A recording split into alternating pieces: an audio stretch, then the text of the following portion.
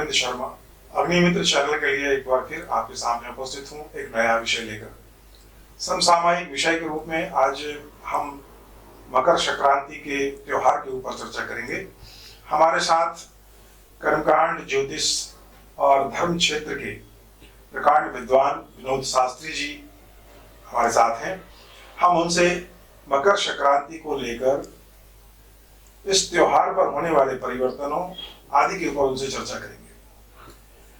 आदरणीय शास्त्री जी, ये उत्तरायण और दक्षिणायन सूर्य होने के क्या प्रभाव हैं, किस तरह से ये परिवर्तन होता है और क्यों ये त्योहार मनाया जाता है, इसके ऊपर आप थोड़ा सा प्रकाश डालें। क्या ज्योतिष शास्त्र जो है उसमें संक्रांतियाँ 12 होती हैं। मेष राशि से लेकर मीन राशि तक की 12 संक्रांतियाँ होती हैं। उसमें क्या है, मकर संक्रांति जो है सूर्य धनु राशि से मकर राशि में प्रवेश करते हैं।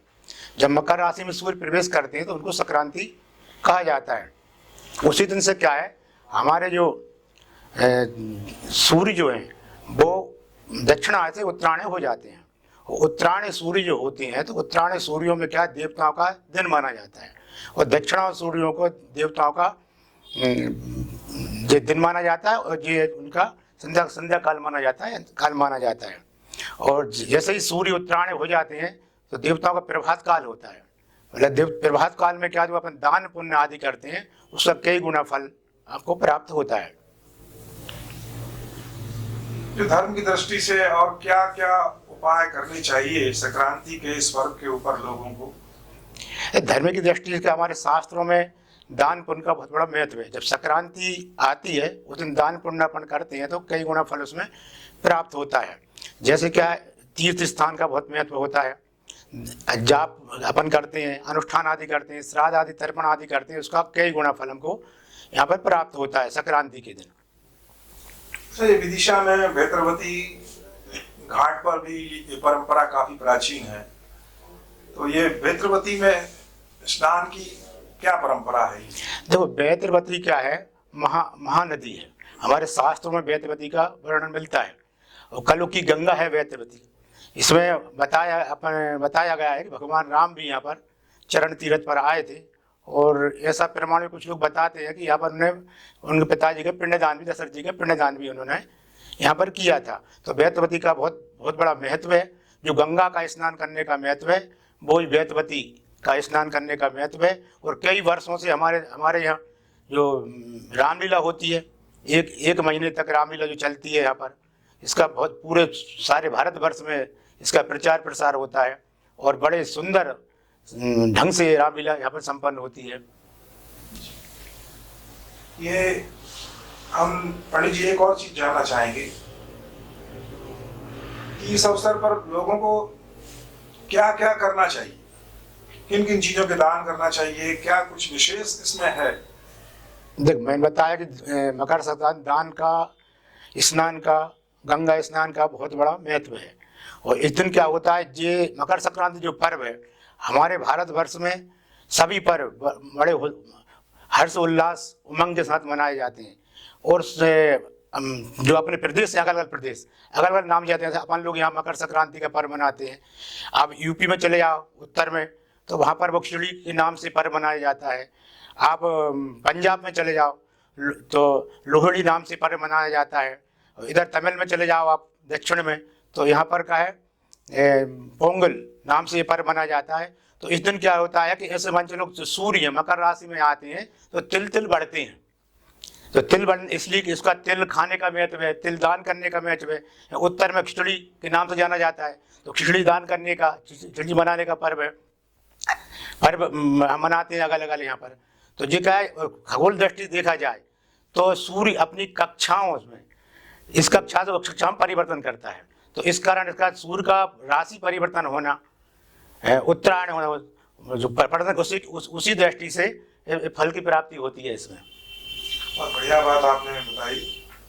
निश्चित रूप से विदिशा की बेतरवती में स्नान करने का जो प्रभाव है वह हमारे यहाँ पुराणों में भी वर्णित है। पद्म पुराण में भगवान शंकर ने पार्वती जी को विधवा के महत्व का वर्णन करते हुए उन्होंने कहा है कि हे देवी, वेत्रवती नदी में मैं, ब्रह्मा, विष्णु, सारे देवता और पितर निवास करते हैं। जो भी व्यक्ति इस नदी में स्नान करता है, आचमन करता है, इसके दर्शन करता है, वह मोक्ष का भागी होता है। निश्चित रूप से ये मकर संक्रांति का ये पर्व बहुत, एक तो देवताओं का आगमन का, देवताओं का समय शुरू होता है, तो जितने भी शुभ कार्य हैं वो सब अब समाज में होने शुरू हो जाएंगे, ऐसी मान्यता है। पंडित जी, इसको लेके क्या कहेंगे? आपकी कल से सारे शुभ कार्यों की शुरुआत हो जाएगी। सूर्य क्या मकर राशि में प्रवेश कर रहे हैं, तो उत्तरायण शुरू हो जाते हैं। उत्तरायण सूर्य में का जो भी कार्य अपन करते हैं वो शुभ फल की प्राप्ति होती है। दक्षिणायन सूर्य जो करते हैं वो अंधकार बताया है, और देवताओं का दिन बताया है जी, और देवताओं की रात्रि बताई है वो। तो आज से क्या है, शादी ब्याह मकर संक्रांति होती है, मकर में सूर्य प्रवेश कर लेते हैं, तो शादी ब्याह, मांगलिक कार्य जो होते हैं, गृह प्रवेश हुए, मुंडन संस्कार हुए, यज्ञोपवीत संस्कार हुए, सभी कार्य प्रारंभ हो जाते हैं। बहुत बहुत धन्यवाद शास्त्री जी, आपने अग्निमित्र चैनल में आकर इस मकर संक्रांति के पर्व पर लोगों को जो शुभकामनाएं दी हैं और जो बातें बताई हैं। निश्चित रूप से जो लोग इस दिन दान पुण्य आदि, स्नान आदि वेत्रवती के किनारे पर करेंगे, निश्चित रूप से पुण्य के भागी होंगे। क्या है भाई साहब, मकर संक्रांति का बहुत बड़ा महत्व है। आपने देखा होगा कि प्रयाग में जो मेला लग रहा है, कुंभ लग रहा है, वो भी क्या है, जब सूर्य मकर राशि में प्रवेश करते हैं, और बृहस्पति जब क्या है उसमें वृषभ राशि में प्रवेश करते हैं, तो वहाँ 12 वर्ष में कुंभ लगता है, और 6 वर्ष में अर्धकुंभ भी रहता है वहाँ पे। मकर संक्रांति का ऐसा भी बात है कि प्रयाग में जो गंगा यमुना सरस्वती का संगम है, वहाँ पर मकर संक्रांति दिन अपने जो देवी देवता हैं वो अपना रूप बदल करके उस वहाँ पर स्नान करने आते हैं वहाँ पर। तो वो बहुत बड़ा महत्व है इसका। मकर संक्रांति का जो दान पुण्य अपन जो करते हैं, कई गुना फल प्राप्त होता है। इस बार थोड़ी क्या है, विद्वानों मतभेद है, परंतु क्या है, कुछ विद्वान बता रहे हैं मकर संक्रांति जो है वो आ रही है कितनी बजे, करीब 3 बज के कुछ मिनट के बाद आ रही है, शाम को सूर्य मकर में प्रवेश कर रहे हैं। परंतु क्या कुछ विद्वानों को मत है प्रातः सुबह 8:50 के में सूर्य मकर राशि में प्रवेश कर रहे हैं। पर मेरे अनुसार, मतलब मेरे ज्योतिष के अनुसार सूर्य मकर राशि में प्रवेश 8:50 प्रातः कर रहे हैं, तो इसका पुण्य काल शाम तक रहेगा, विशेषकर 3 बजे तक तो रहेगा ही, और शाम तक पुण्य काल रहेगा।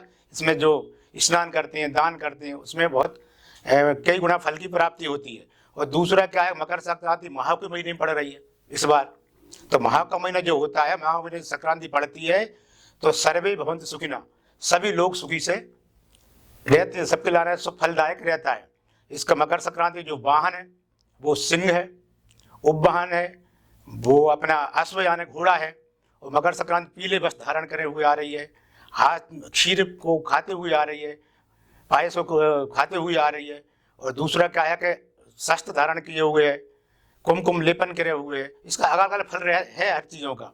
और इस बार विशेष कर तो क्या है कि अपन देखा जाए, प्रातः में देखें पुनर्वसु नक्षत्र मकर संक्रांति आ रही है, कर्क राशि रहेगी उसकी मकर संक्रांति का, और उत्तर से दक्षिण की ओर गमन करते हुए मकर संक्रांति आ रही है। बहुत बहुत धन्यवाद शास्त्री जी, बड़ी अच्छी बात आपने बताई कि किस तरह से मकर संक्रांति इस वर्ष आ रही है, किस समय पर आपको स्नान करना है, दान पुण्य करना है, ताकि अधिक से अधिक इसका पुण्य लाभ आप लोगों को मिले। हम ऐसे ही विषय पर शास्त्री जी से फिर कभी चर्चा करेंगे।